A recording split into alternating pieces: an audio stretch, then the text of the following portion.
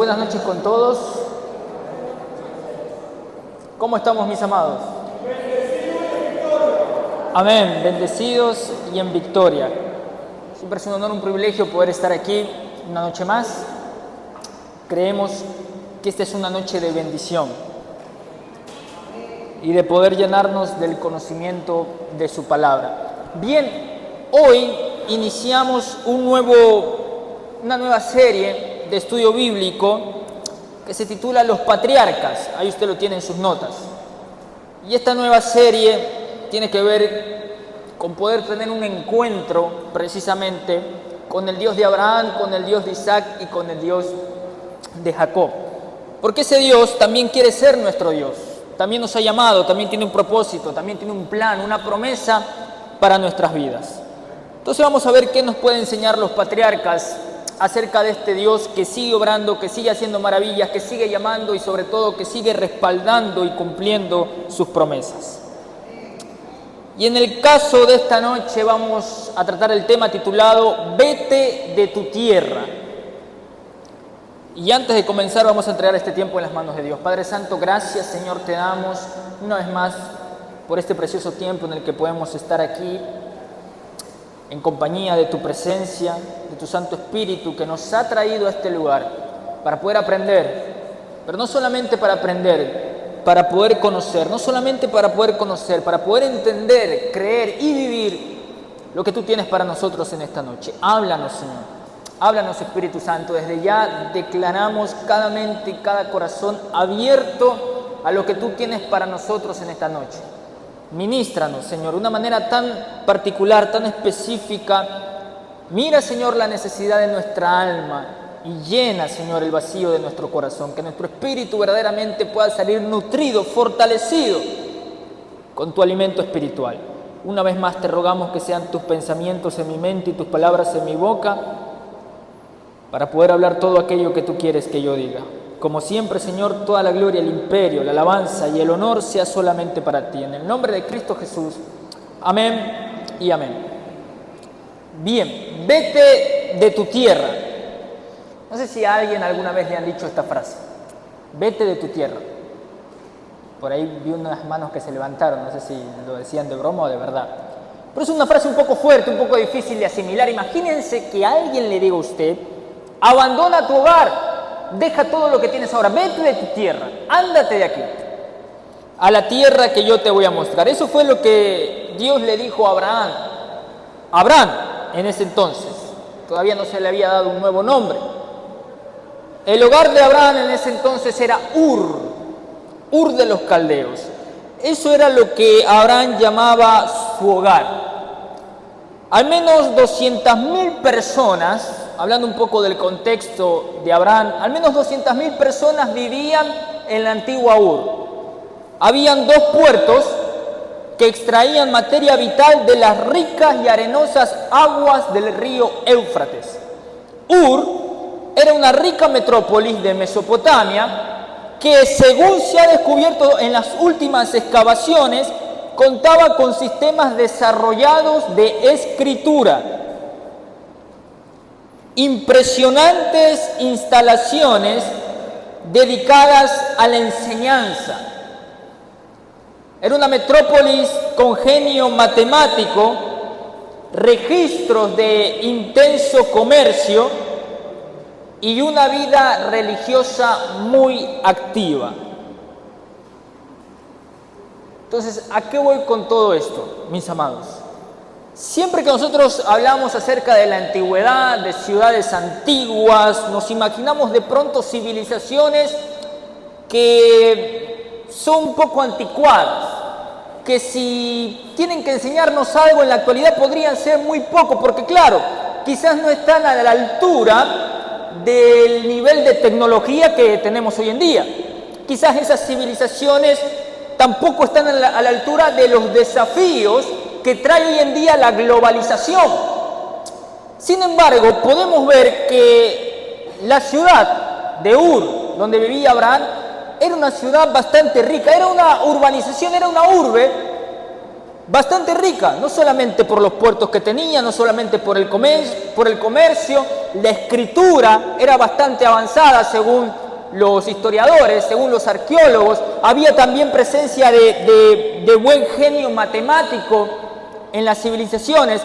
Entonces, aunque han pasado miles y miles de años, no debemos dudar de que esta historia de Abraham bien puede aplicarse para nuestras vidas y bien nosotros podemos identificar algunos desafíos de Abraham que se presentan también en los desafíos de nuestra vida cotidiana. Abraham vivía bajo la tutela de su padre Taré, junto a sus hermanos Nacor y Harán, en una tribu que gozaba de una unidad familiar muy distinta a la que podríamos tener en estas épocas. Es decir, la unidad familiar en ese entonces era bastante cercana. Digamos que cada semana se reunían para hacer banquetes familiares, pero no solamente la familia, digamos, que vivía unida en una sola casa. Era la familia, digamos, principal, la familia de los hijos, la familia de las hijas, es decir, se unían abuelos, hijos, tíos, padres. Entonces, eran banquetes familiares semana tras semana. Haz de cuenta, no sé, las familias que se unen ahora por Navidad, por fin de año. Bueno, en ese entonces era común tener reuniones así, de toda la familia, semanalmente. Entonces era un contexto en el que la familia era muy unida. Quiero que asimilen bien el tema del contexto que se está hablando porque va a ser muy importante para lo que viene después, el llamado de Abraham. Abraham es llamado en una ciudad bastante rica, una urbe bastante importante, y en un contexto en el que la familia era muy unida, había mucho apego familiar. Sumada a la dinámica de la familia, debemos también destacar la vida religiosa. En el cenit del templo piramidal de Ur había una estructura como una terraza, ¿no es cierto?, de 3 niveles, donde se encontraba el principal centro de adoración de los habitantes de esa ciudad. En Ur se adoraba a muchos dioses, pero Nana, diga conmigo Nana. Nana, la diosa luna, era la patrona de la ciudad. No sé a qué le suena el nombre Nana. ¿Ha escuchado ese término, Nana? Normalmente cuando decimos Nana, ¿a qué nos estamos refiriendo?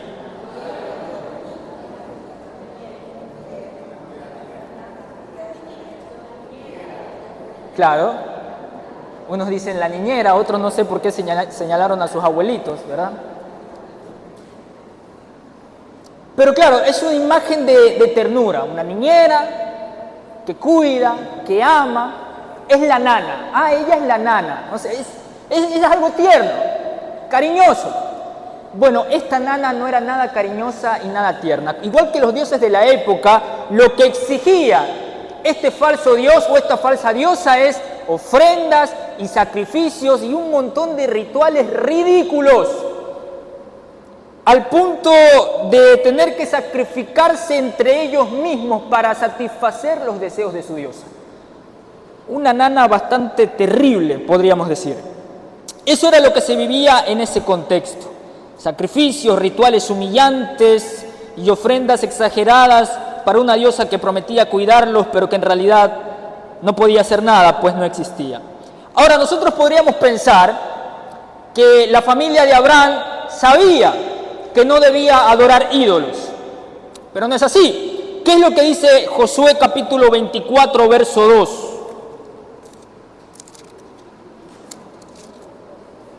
En respecto a la familia de Abraham, Josué 24:2 dice: y dijo Josué a todo el pueblo, así dice Jehová, Dios de Israel, vuestros padres habitaron antiguamente al otro lado del río, esto es Taré es padre de Abraham, esto es Taré, padre de Abraham y de Nacor, ¿y qué dice? Y servían a dioses extraños. Entonces, basándonos en este pasaje, ¿Abraham era monoteísta o la familia de Abraham adoraba a otros dioses? La familia de Abraham adoraba a otros dioses. Monoteísta quiere decir un solo Dios, ¿verdad? Lo contrario a politeísta, que quiere decir varios dioses.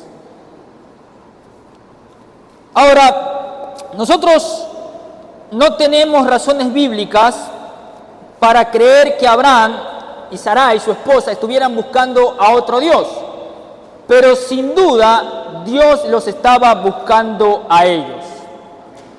Para mí ese hermoso hecho es un punto de partida perfecto para nuestro estudio.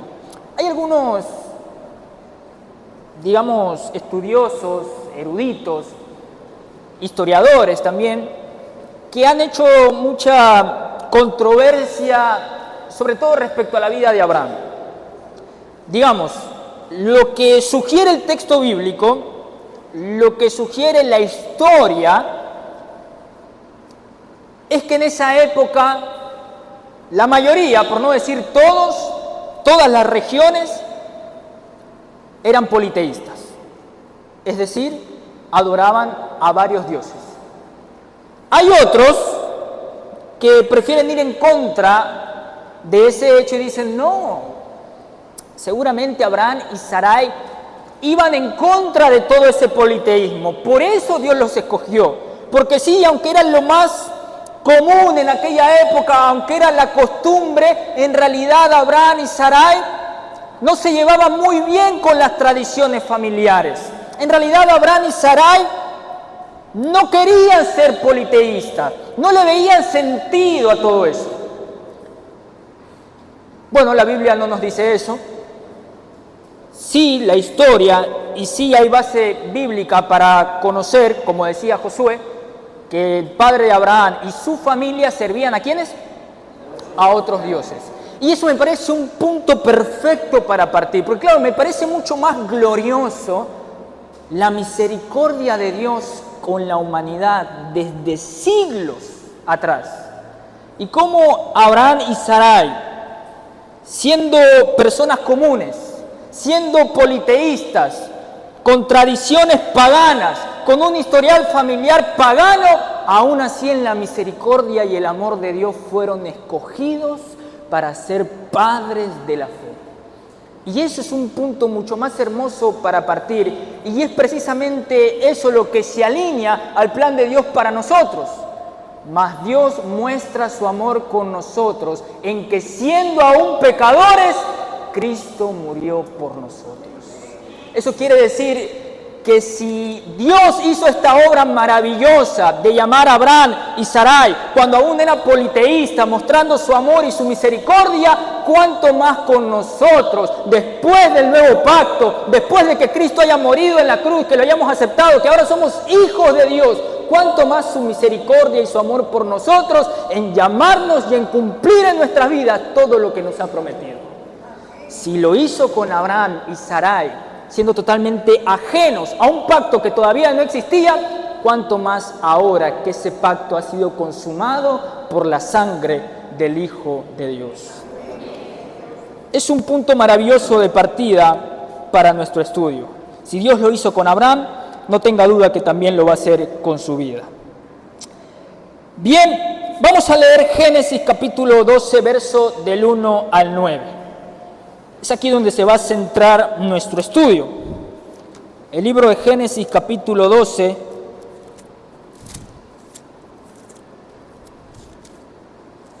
verso del 1 al 9. Yo voy a leer el verso 1, voy a rogar que ustedes me ayuden con el verso 2 y así sucesivamente hasta llegar al verso 9. Amén, mis amados. Dice así: pero Jehová había dicho a Abraham: vete de tu tierra y de tu parentela y de la casa de tu padre a la tierra que te mostraré.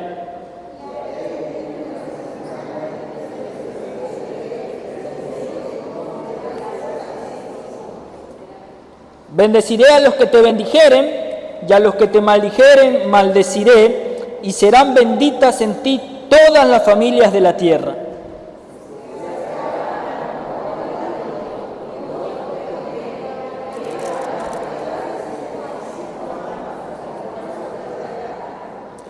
Tomó pues Abraham a Sarai su mujer y a Lot, hijo de su hermano, y todos sus bienes que habían ganado y las personas que habían adquirido en Aram, y salieron para ir a tierra de Canaán, y a tierra de Canaán llegaron.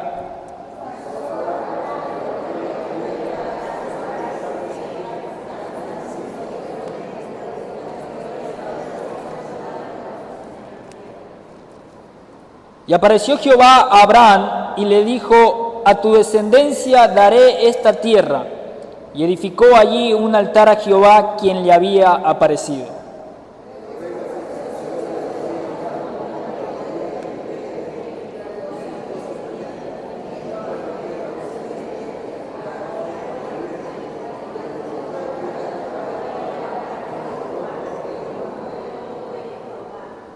Y Abraham partió de allí caminando y yendo hacia el Negev.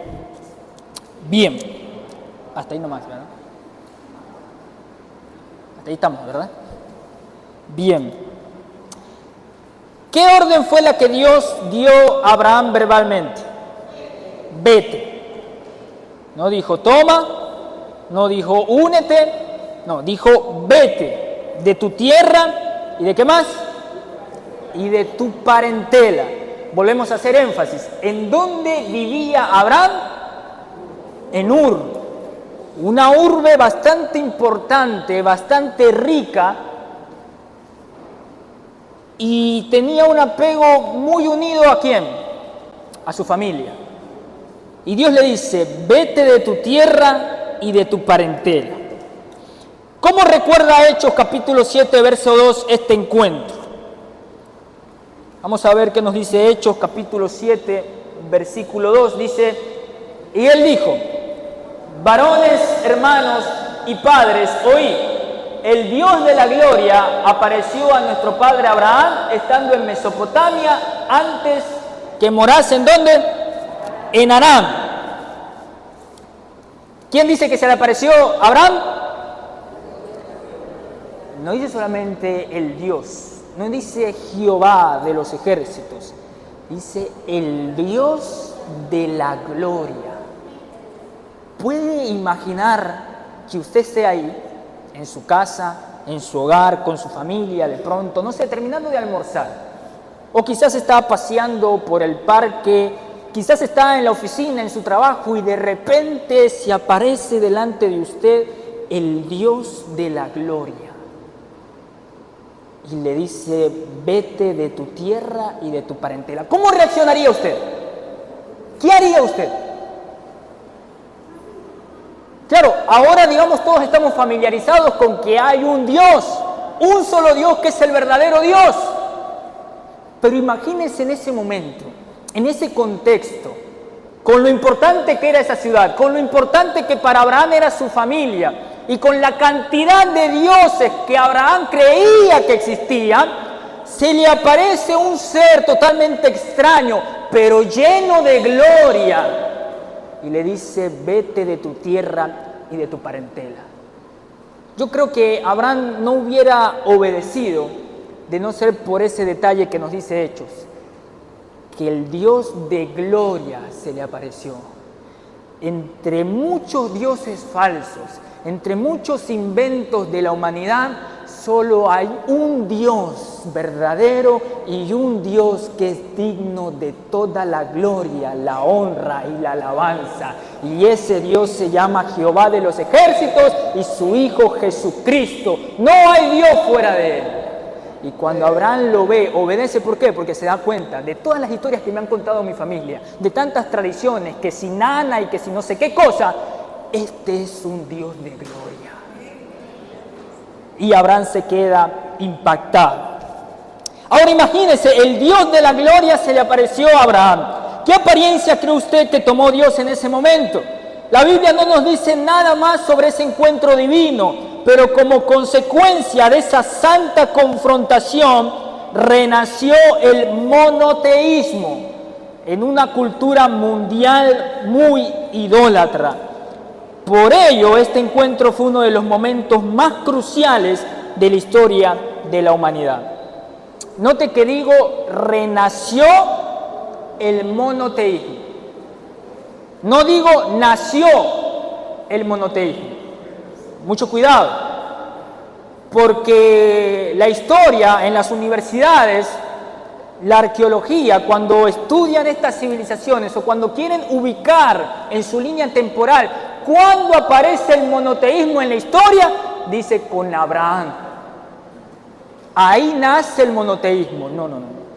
Renació el monoteísmo, porque el monoteísmo ya existía antes. Es más, no solo que existía antes, sino que es lo único que hay. No existen otros dioses, sino solamente Dios. Desde Adán y Eva, las personas creían y sabían que había un solo Dios. Después sí, se desvirtuaron, se contaminaron. Tanta fue la perversión que empezaron a inventar otros dioses que justificaran sus acciones. Pero a partir de Abraham renace el monoteísmo. Y aquí viene una pregunta que me intriga y me ha intrigado durante toda la elaboración de estas notas. Y no sé si le intriga a usted. Y si no le intriga, pues le comparto esta pregunta para que se intrigue juntamente conmigo. Pero mi pregunta es, ¿por qué? Diga conmigo por qué. ¿Por qué Abraham? ¿Qué tenía Abraham de especial? Si ya hemos visto que eran personas comunes y corrientes, politeístas, ¿por qué Dios escoge a Abraham? ¿Y por qué cuando Dios se presenta delante de él, por qué Abraham no tomó a ese Dios que sí, que estaba lleno de gloria, tal vez diferente a todo lo que él hubiera visto antes? Pero ¿por qué Abraham no simplemente tomó a Dios y lo unió a su colección de falsos dioses que él ya tenía, pese a que él era el Dios verdadero? Es el Dios verdadero. ¿Por qué Abraham no simplemente reaccionó de esa manera con Sarai y dijo, mira, bueno, sumémoslos a la colección de dioses? Ahora se lo cuento a mi familia, para que también hagamos rituales para ese Dios. ¿Por qué Abraham no hizo eso? Siendo politeísta, la respuesta es, diga conmigo, encuentro. Amados, aún los politeístas, cuando tienen un encuentro con el Dios verdadero, se vuelven monoteístas. Aún el peor de los ateos, cuando tienen un encuentro con ese Dios de la gloria, se convierten en los mayores defensores de la fe, como el caso de Josh McDowell o Lee Strobel. Entonces, ¿a qué voy con todo esto? Usted tiene o conoce a una persona difícil de salvar. Conoce a una persona o tiene algún familiar que ha estado orando días, noches, meses, años por esa persona para que se salve. Y usted ve que va de mal en peor. ¿Qué es lo que necesita esa persona? Un encuentro con Dios. Conozco casos de personas que no querían saber nada de Dios hasta que fueron a un retiro, un campamento, un encuentro. Y ahí se encontraron con el Dios verdadero. Más que una prédica, más que palabra, se encontraron con Dios y su vida fue cambiada totalmente. Si usted conoce a alguien así, sepa que lo único que puede salvar y transformar su vida es un encuentro con el Dios verdadero. Nadie queda igual cuando se choca de frente contra la cruz de Jesús. Su vida sale totalmente transformada. Todo nuestro estudio se basa en Génesis capítulo 12, verso 2 al 3. Mucho detalle con la promesa que aparece aquí. Es la promesa que Dios le da a Abraham. Quisiera que usted llegue a conocer tan bien las promesas de Dios a Abraham y que pueda recordar los detalles en cualquier momento. Así que si puede, subraye esos dos pasajes en su Biblia. Después le voy a decir por qué. Génesis capítulo 12, verso 2 y verso 3. Subráyelo en su Biblia. No, te dice, y haré de ti una nación grande y te bendeciré y engrandeceré tu nombre y serás bendición. Bendeciré a los que te bendijeren y a los que te maldijeren maldeciré y serán benditas en ti todas las familias de la tierra. ¿Puedo subrayar los versículos? ¿Por qué le pido todo esto? ¿Por qué nos debe interesar tanto estos versículos? ¿Por qué nos debe interesar tanto las promesas de Dios a Abraham? Gálatas capítulo 3, versos 6 al 9 nos da la respuesta.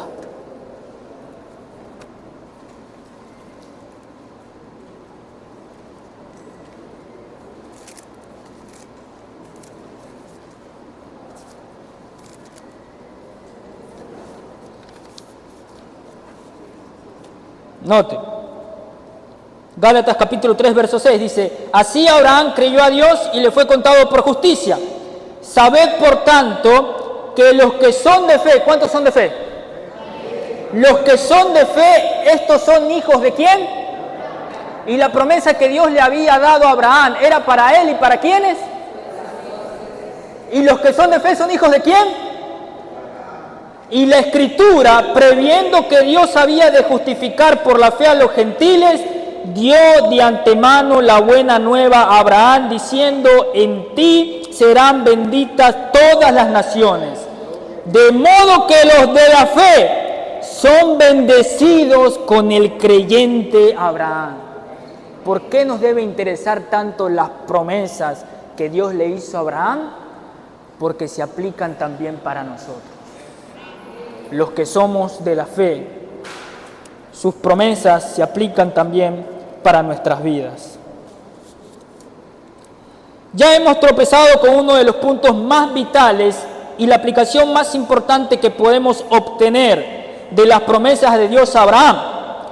El propósito de Dios, mis amados, el propósito de Dios al bendecir a uno es bendecir a muchos. Amados, cuando Dios nos bendice, no necesitamos preguntarnos si esa bendición tiene algún propósito en especial. No, somos bendecidos para bendecir. ¿Has sido bendecido? Somos bendecidos para bendecir. ¿Fue bendecido con dones espirituales? Pues bendiga con ellos. ¿Fue bendecido con inteligencia y capacidades? Bendiga con ellos. ¿Fue bendecido con recursos? Pues bendiga con ellos. Póngase a la disposición de Dios y sea canal de bendición para muchas vidas. Somos bendecidos para bendecir. Abraham fue bendecido, pero Dios no terminó ahí. Dijo: tú, tu descendencia, y en ti serán benditas todas las naciones de la tierra. Que no le quepa duda, ha sido bendecido de muchas maneras, con dones, con talentos, con recursos, con oportunidades. Y usted dice, se pregunta, se cuestiona: bueno, Dios, pero ¿por qué me has dado tanto? ¿Por qué será que tengo tanto y otros quizás no tienen tanto como yo? ¿Por qué será que yo tengo habilidades que otros quizás no tienen? ¿Por qué será que yo tengo talentos o hay cosas que me son más fáciles de hacer y a otros le cuestan más? Bueno, pues aquí está la respuesta. Dios le dice: te he bendecido para que seas de bendición a otros. Y esto vuelve a mi pregunta, la pregunta que me intriga, ¿no es cierto? ¿Por qué Abraham? Diga de nuevo conmigo, ¿por qué? Porque se lo estoy diciendo, ¿verdad? Por eso tiene que decir. No, perdón, fue un mal chiste. ¿Pero por qué Abraham? No sé si usted se da cuenta, pero no sé si lo tenemos ahí en la pantalla. Vuelva al verso 2 y 3 de la promesa que Dios le hacía a Abraham. Gramaticalmente, no se enfoque en nada más, solo gramaticalmente, un poco de lectura crítica, vamos a ver cómo nos va. Gramaticalmente en esos pasajes, ¿quién parece tomar el eje central de ese pasaje? ¿Quién es el centro de la promesa de Dios ahí? No tenga temor de decirlo, porque así está escrito gramaticalmente. ¿Sobre quién gira toda la promesa? Sobre Abraham. ¿Es así o no es así? Note los verbos también. Exactamente. No se adelante, que todavía no encuentro el pasaje, ¿verdad? Y no lo voy a encontrar porque estoy en otro... Ahí está. Dice: y haré de ti una nación grande. ¿Haré de quién? De Abraham. Y te bendeciré, y engrandeceré tu nombre, y serás bendición. Y luego dice: bendeciré a quienes, a los que te, y a los que te maldijeren, y serán benditas en quién. ¿Quién es el eje central? Abraham. Y es como que Dios, después de todo lo que ha pasado, después de la caída del hombre y de la mujer, después del diluvio, ahora que está Abraham, que Dios ya ha establecido un pacto con Noé de no destruir más la tierra, sino empieza el plan de redención. Es como que toma a Abraham para el centro de lo que muchos historiadores llaman el nuevo mundo que Dios quiere crear. Y vuelve mi pregunta, ¿por qué Abraham? ¿Por qué lo escogió a él? ¿Por qué no fue su hermano Nacor o su hermano Aram? Dicho sea de paso, Aram después muere. Me imagino que tal vez por eso no lo escogió, ¿verdad? Pero ¿por qué Abraham? ¿Qué tenía él? Creo que la respuesta la encontramos en Génesis capítulo 12, verso 4. ¿Por qué Dios escogió a Abraham?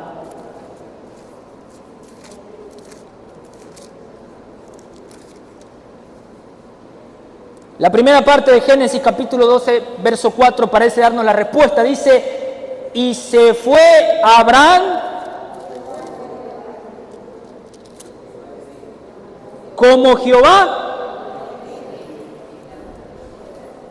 Dios escogió a Abraham porque en su presencia, en su conocimiento previo de todas las cosas, sabía que Abraham iba a obedecer.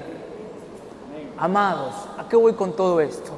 ¿Cuántos quieren ser eje o centro de los planes que Dios tiene para con el Ecuador?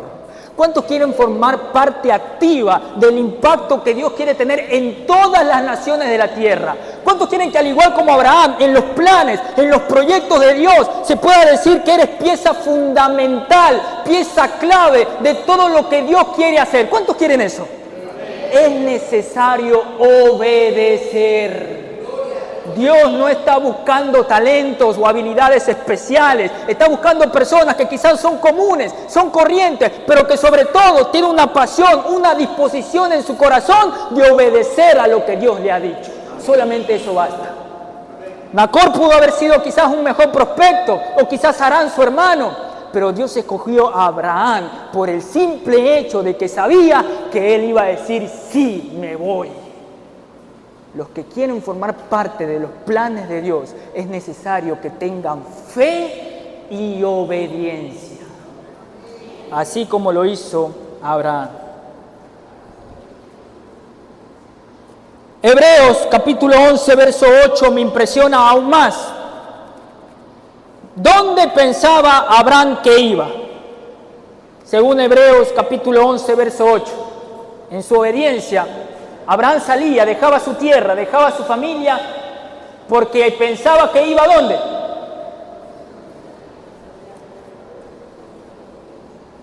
No tenía ni idea a dónde iba el pobre hombre. Y eso me impresiona más todavía. Estamos hablando, a ver, no sé si de alguna manera hay palabras que yo pueda pronunciar ahora capaces de explicar lo que está viviendo Abraham en este momento, o en ese momento, ¿verdad? Estamos hablando de un contexto, está dejando una ciudad que es rica, tiene bienes en esa ciudad, una ciudad que es próspera, que es clave en su civilización y su época. Está dejando su familia con la importancia que es. ¿Cuántos aman su familia, verdad? Dios mío, vamos a tener que hacer talleres para la familia. No, ¿cuántos aman a su familia? Yo sé que a veces es un poco difícil, pero les amamos, ¿verdad? Más Abraham, la unidad familiar en aquella época. Estamos hablando de un hombre que deja una ciudad donde le iba bien. Su contexto era de que había un montón de dioses, así que quizás todavía no entendía por qué tenía que hacerle caso a ese Dios que se le apareció.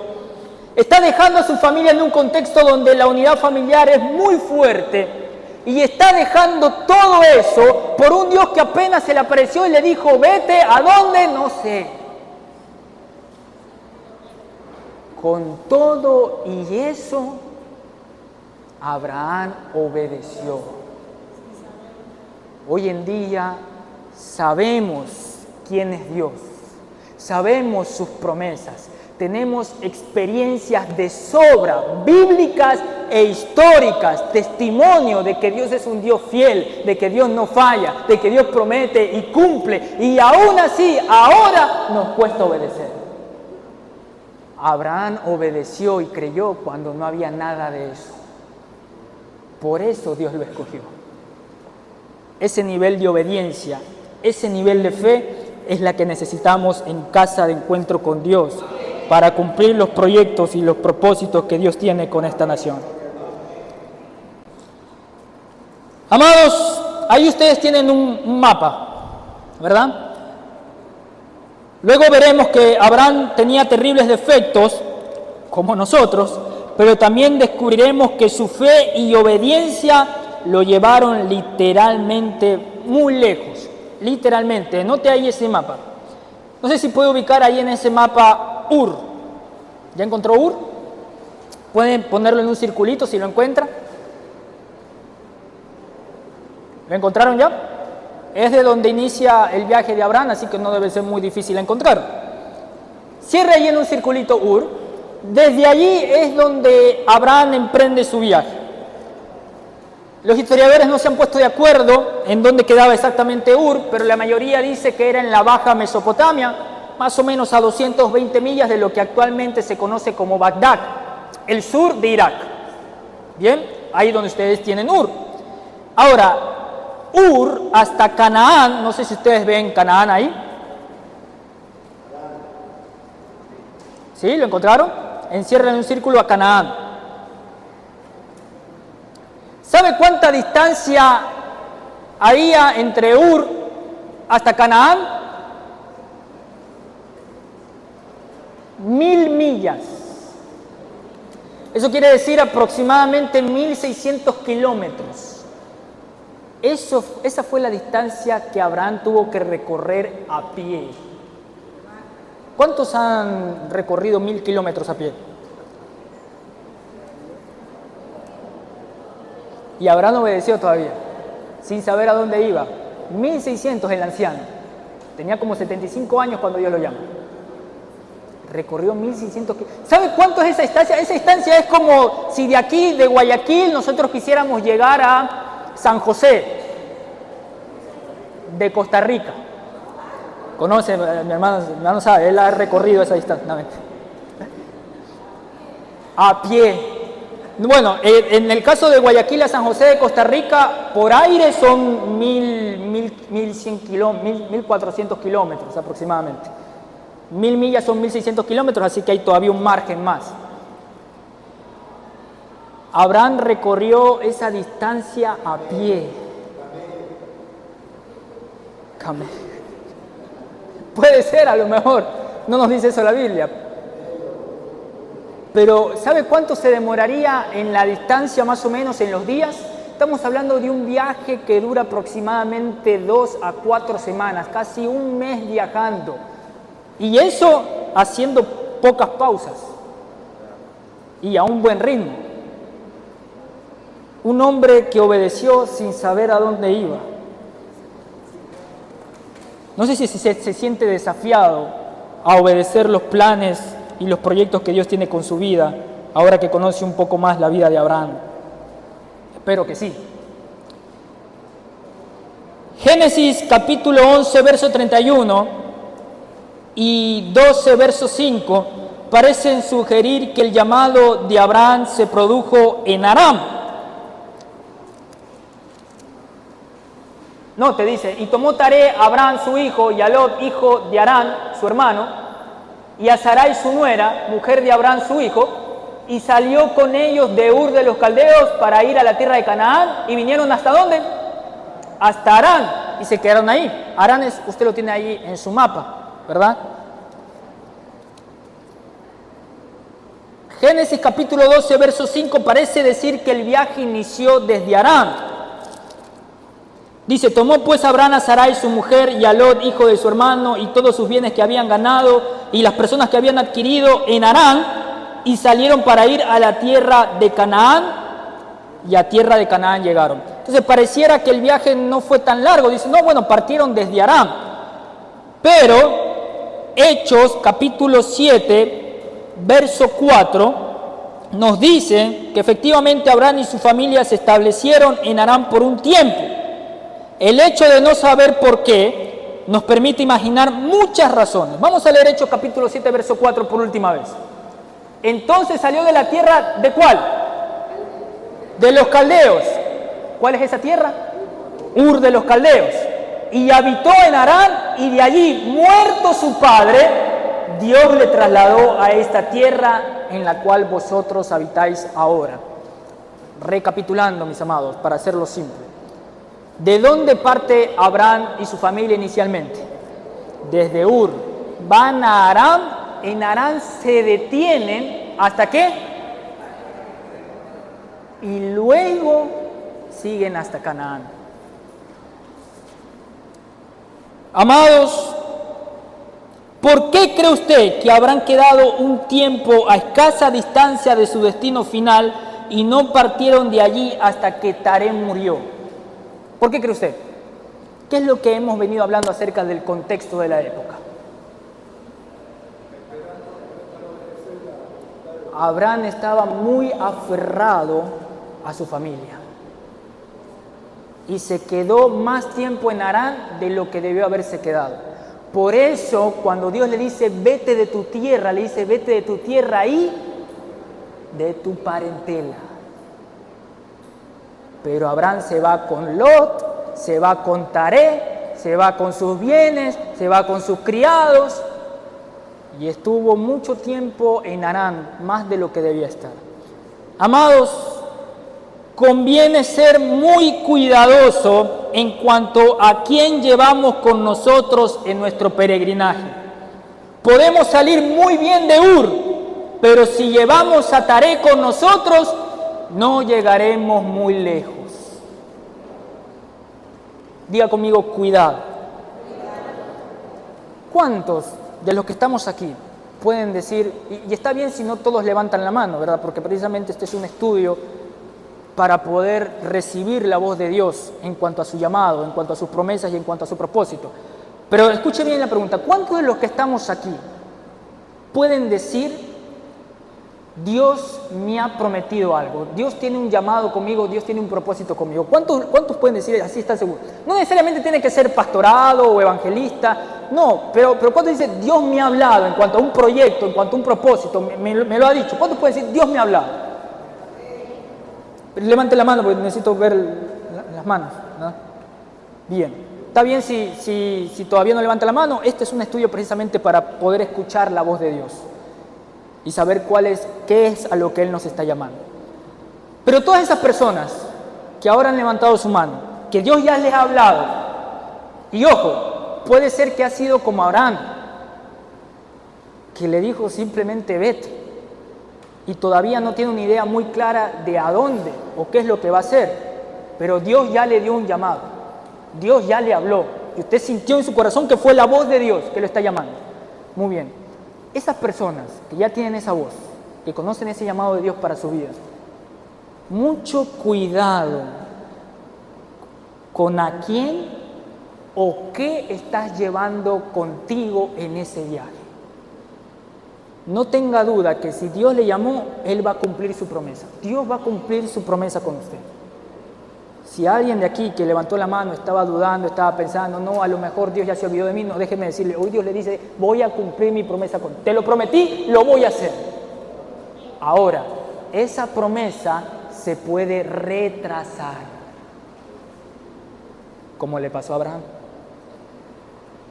Hay que tener cuidado con los tareas en nuestras vidas. Hay momentos, ojo, que cuando emprendemos nuestro viaje, Dios nos llamó, estamos con toda la pasión. Uy, Dios me habló, Dios me ha dicho que tengo que hacer esto, Dios me ha dicho que va a hacer conmigo algo grande, Dios me ha revelado su propósito. Entonces tenemos una emoción, ¿no es cierto? Partimos con una gran pasión, salimos de Ur, pero nos llevamos cosas con nosotros. Y hay personas que son como Taré muchas veces, que nos retrasan, que en la mitad de nuestro viaje, cuando llegamos a Harán, nos van a decir, oye, pero quédate aquí un ratito. ¿No ves todo el esfuerzo que ya has hecho? Descansa, ya hemos avanzado tanto, ¿para qué más? Y te van a querer frenar. Pero si ya has hecho mucho, ¿para qué vas a seguir haciendo? ¿A dónde vas? ¿Por qué tu empeño de seguir avanzando? No, mira, enfócate en otras cosas, disfruta el tiempo aquí con la familia. Me imagino lo que Taré quizás le decía a Abraham. ¿Por qué te vas a ir con tu mujer? Ni siquiera sabes a dónde vas a llegar. Y hay muchas personas que hoy en día son matasueños o retrasasueños y te dicen, pero Dios te habló, pero ya ahorita has avanzado de como antes estabas. ¿Para qué vas? Ni siquiera sabes lo que vas a hacer. ¿Por qué no inviertes ese tiempo, esa energía, ese recurso en otras cosas que sí valen la pena? Y empiezan a retrasar esa promesa y te quedas en Aram. A esas personas hay que decirles no. Si quieres, quédate tú, pero yo voy en pos de todo lo que Dios tiene para mí. El límite nos lo ponemos nosotros. Abraham no le dijo eso a Taré y retrasó el cumplimiento de la promesa. Ahora, no solamente pueden ser personas, hay muchas cosas que son Taré en nuestras vidas, a las que nos aferramos. No siempre son personas, pueden ser cosas, pueden ser prácticas, pueden ser hábitos, puede ser la falta de comunión, puede ser relaciones, pueden ser sentimientos, emociones, heridas, resentimientos, rencor, odio, que van retrasando la obra de Dios en nuestras vidas. Y nos quedamos ahí aferrados a eso, estancados a eso. No, es que hasta que no vea que suceda esto, yo no me muevo de aquí. No, es que hasta que Dios no haga, yo de aquí no me muevo. No, es que hasta que el pastor... Y nos retrasamos. No sé si me hago entender. Hay que tener cuidado con los taré que llevamos a nuestra vida. Dios quiere cumplir su promesa, pero depende de nosotros si nos retrasamos o no. ¿Qué hizo Abraham cuando Dios dijo que daría esta tierra a sus descendientes? Génesis capítulo 12, verso 6 al verso 7.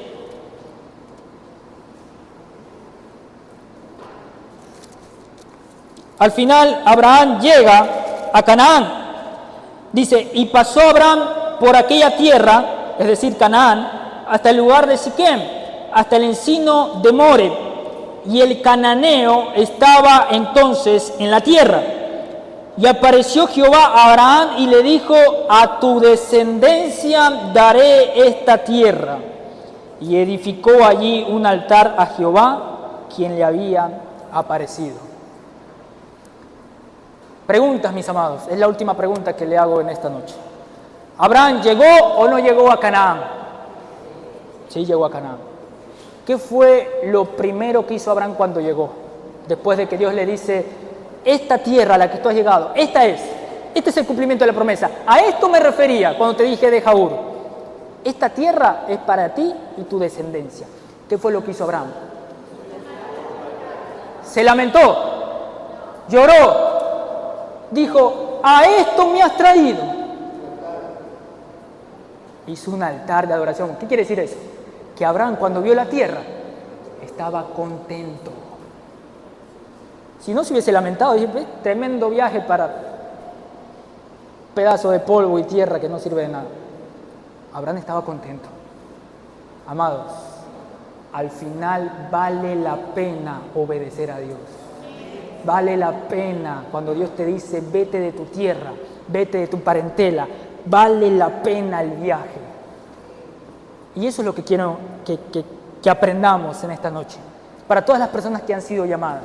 Déjenme decirles, sí, el camino es largo, el viaje va a ser largo, va a ser cansado. Quizás a mitad del camino vas a decir que no puedes más, que no tienes fuerza, pero sigue avanzando, no te detengas. Van a haber muchas cosas que vas a tener que dejar atrás. Van a haber muchas cosas a las que estabas aferrado y vas a tener que soltar, pero al final te aseguro que valdrá la pena. Al final no habrá lágrimas, no habrá tristeza, no habrá vergüenza. Al final te regocijarás, adorarás a Dios y le darás gloria, diciendo, gracias a Dios que escuché tu voz, gracias a Dios que creí y gracias a Dios que obedecí. Porque no he sido avergonzado, por el contrario, he visto la gloria de Dios en mi vida. Vale la pena obedecer a Dios pese al largo camino. Amados, ya para terminar, Dios nunca deja de tener un propósito. Cuando nos dice que dejemos nuestra vida de pecado, quiere que avancemos hacia una vida de victoria. Cuando nos dice que dejemos un lugar, es porque tiene otro lugar a donde quiere que vayamos. Quizás no nos diga inmediatamente cuál será nuestro destino, pero podemos estar seguros de que nunca nos llamará a salir de un lugar sin llamarnos a entrar a uno mucho mejor. Por tanto, amado, amada, cuando Dios te dice, vete de tu tierra, obedece y asegúrate de no llevar a ningún taré contigo. El viaje puede ser largo, sí. El camino se va a poner difícil, sí. Habrá muchas cosas que dejar atrás, sí. Pero le aseguro que al final valdrá la pena. Así que ten ánimo, Canaán espera por ti. Tierra de bendición, tierra de abundancia, tierra que fluye leche y miel para ti y tus generaciones. Amén y amén.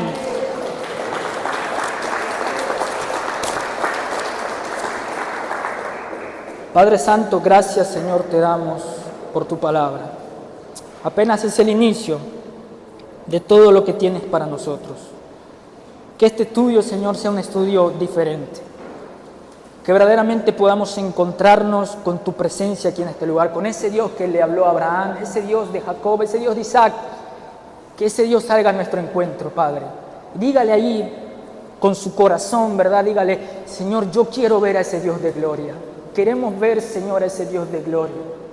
No sé hace cuánto que usted está anhelando un encuentro con Dios. No hablo solamente de un tiempo de devocional, no hablo solamente de que Dios hable a la necesidad que había en su vida. No hablo de que verdaderamente como Abraham usted pueda tener un encuentro con un Dios de gloria. Eso es lo que queremos, Señor, para este estudio. En vano sería si tú no estás aquí con nosotros. Yo te doy gracias por cada una de las personas a las que tú ya les has hablado en cuanto a llamado, en cuanto al propósito, en cuanto a tu plan con ellos. Quizás todavía no saben exactamente a dónde es, pero tú ya les dijiste, vete de tu tierra, deja atrás tu parentela. Y usted que ha recibido ese llamado de Dios, pídele al Espíritu Santo ahora que le ayude a identificar cuáles son los taré que usted debe dejar atrás, que tienen que morir ya en su vida. No puede esperar más. Espíritu Santo, ayúdame a identificar qué es lo que me está retrasando, qué hábito debo dejar atrás. ¿Es alguna herida? ¿Es algún dolor? ¿Es algún resentimiento que no me deja avanzar? ¿Que no me deja recibir todo lo que tienes para mí? ¿Alguna experiencia que no he podido olvidar? ¿Es alguna persona que me está retrasando? Examínanos, Espíritu Santo. Quizás algunos se van a empezar a dar cuenta, Dios va a traer a su mente, a su corazón, lo que usted tiene que dejar atrás. Cuando pase eso, no pregunte, no cuestione. ¿Pero por qué? Si me siento, ¿por qué si no es malo? ¿Por qué si no me hace daño? No cuestione, no pregunte. Crea y obedezca. Vete de tu tierra y de tu parentela a la tierra que yo te mostraré.